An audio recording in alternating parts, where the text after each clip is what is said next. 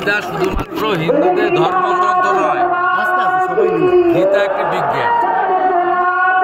গীতা যত পড়বেন, গীতা থেকে যত গ্রহণ করবেন, ততই পরিপূর্ণ মানুষ হতে পারবেন। গীতা একটি বিজ্ঞান, আন্তর্জাতিক বিজ্ঞান।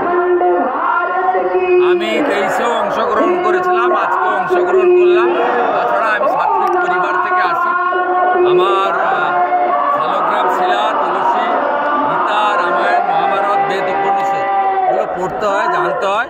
কিছুটা আমরা ত্রুটিযুক্ত মানুষ, কিছুটা শেখার চেষ্টা করি। শুভেন্দুদা, তৃণমূল কংগ্রেস তারা বলছে এটাও নাকি রাজনীতির একটা অংশ।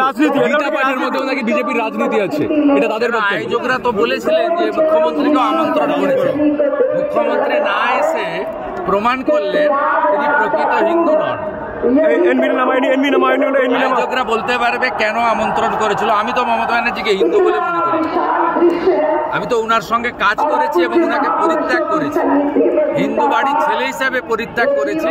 কারণ তিনি সীমাহীন দূষণ, হিন্দু ধর্মকে কালচারাল প্রোগ্রামে পরিণত করা, পিতৃপক্ষে পুজো উদ্বোধনে যাওয়া এবং মহাকুম্ভকে বলা থেকে, হিন্দু ধর্মকে গন্ধা ধর্ম বলা থেকে, রাম মন্দির বিরুদ্ধে মিছিল বের করানো থেকে শুরু করে হিন্দুদের আঘাত দেওয়ার জন্য যা যা করার তিনি করেছেন, তার পুলিশ মন্ত্রিত্বে মা কালীকে প্রিজন ভ্যানে উঠতে হয়েছে।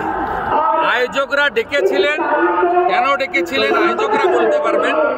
আমি মনে করি মমতা ব্যানার্জি হিন্দু নন, হিন্দু রীতিনীতি শাস্ত্র বিরোধী। তিনি রেড রোডে ঈদে আসেন, হুমায়ুনকে আটকালেন না।